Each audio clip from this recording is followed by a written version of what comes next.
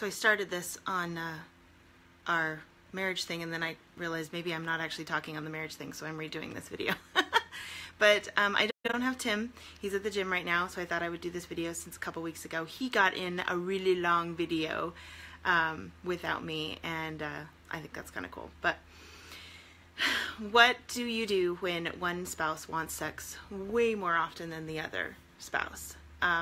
This is a very common thing, and in the 3 years of us doing our marriage coaching, it comes up in just about every marriage.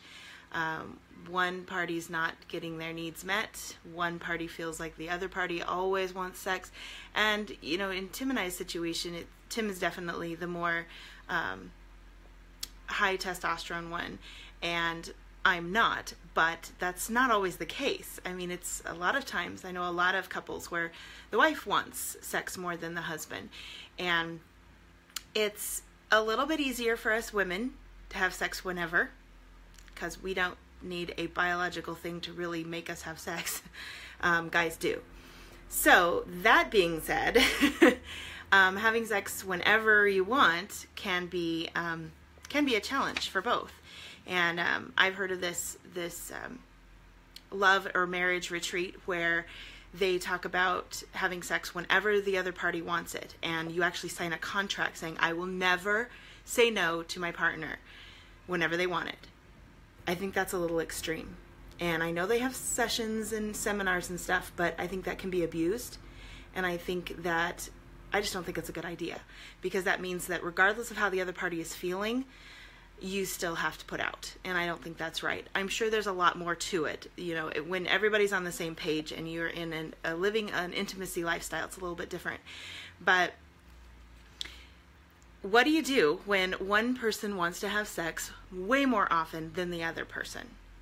Well, Tim and I have had this discussion for years, and we've literally have had this discussion this weekend quite a bit. But I will tell you one thing, the biggest thing on this is we've had the discussion. I mean, it really comes back to communication.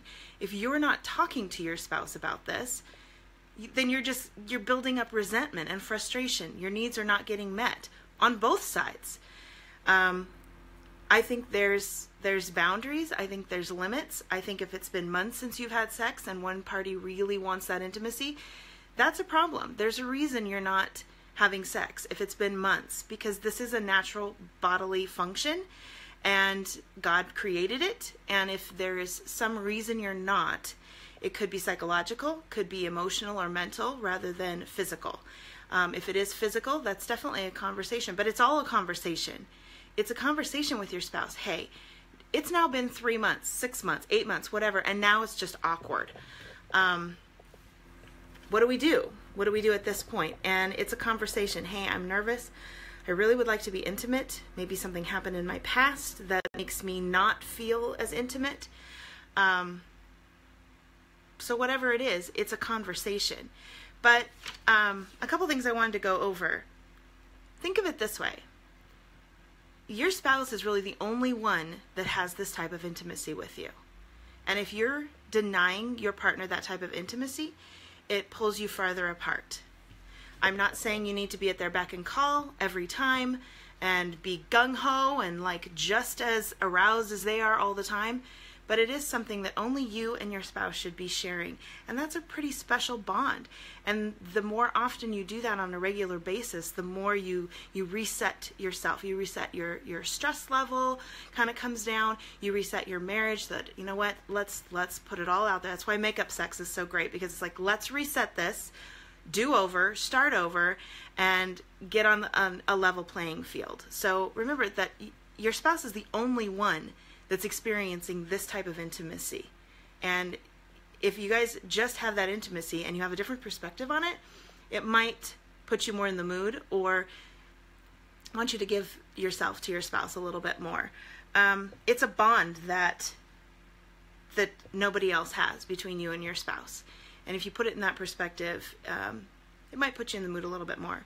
Again, I'm not saying that just because your spouse wants it every day that you should probably give in to that, because that's a conversation too. Everyday sex is fine if you've agreed upon that. If one party thinks you should be having sex every day and the other party is like, 2 to 3 times is good, maybe we can find a compromise. Maybe 3 to 4 times, or find a compromise. There's tools out there that you can use that are, I'm not saying sex toys, I'm saying like a emotional tool to use. Like the One Extraordinary Marriage is the podcast Tim and I like to listen to.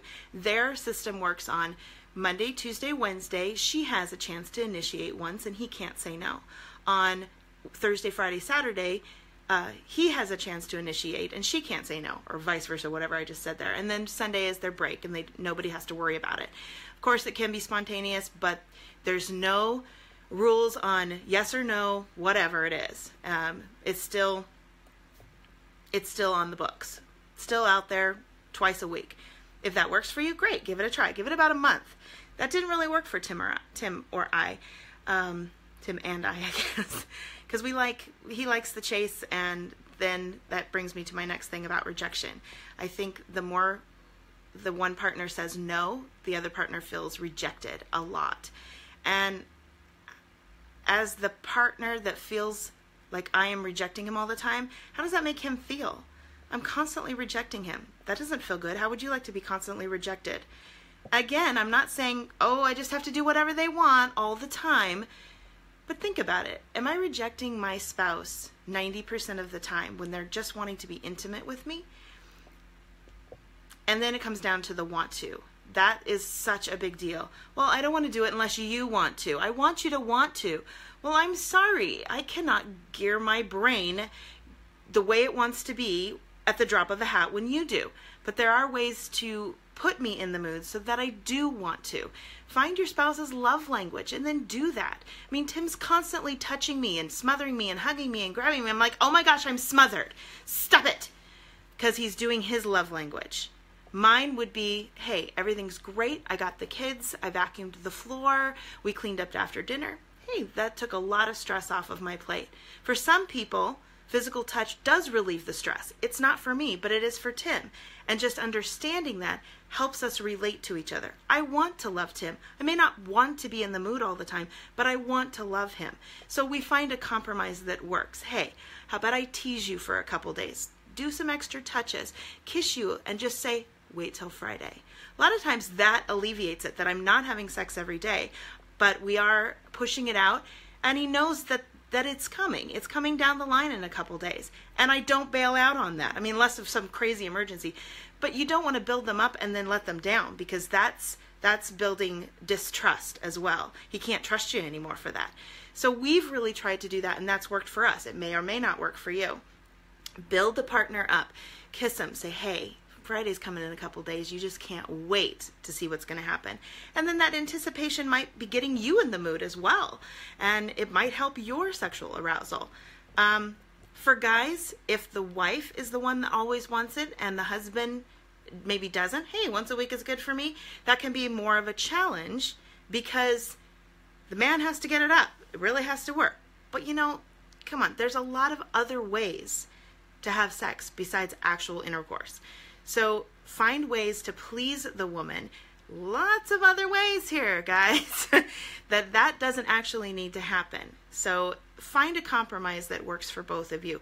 But again, talk about it. Tim and I have probably talked about this for 3 hours over the course of the weekend, because we got to try to get in each other's heads. And I tell you what, we did a lot of that. This is what I'm hearing you say. This is what this sounds like when you say it like this. This is what I'm hearing when you put it like that.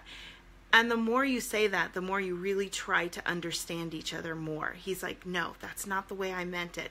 And we have conversations. It's not a knockdown, drag out fight. You never give me what I want. I just want that. Well, that's all you ever want is that. Those conversations happen a lot. And when you really put it into, this is what I'm hearing you say, it can work wonders, because you're really trying to listen. What does my husband really need? Does he need sex, or does he just need to be touched and feel wanted all the time? Then we maybe can go to, 2 or 3 times a week, or a couple times, or once a week, whatever it is, if I'm giving him what he needs. And is he giving me what I need? Do I feel loved and protected and secured and taken care of? Talk those things through so you both get what you need. But don't deny each other sex for too long, because it is the only bond that the two of you have together. And nobody else should be sharing in that but you two. It's a very special thing. I'm going to say it, orgasm or not, it still bonds you guys together. And it really helps build up the wall when you give yourself to your partner and when you willingly serve your partner in the bedroom. So there's your Monday Marriage Minute. It's pretty intense. And I'm sure if Tim was here, he'd have a hat on and say something really goofy. So just imagine that. Here I am, Tim. Okay, we love you guys. Bye.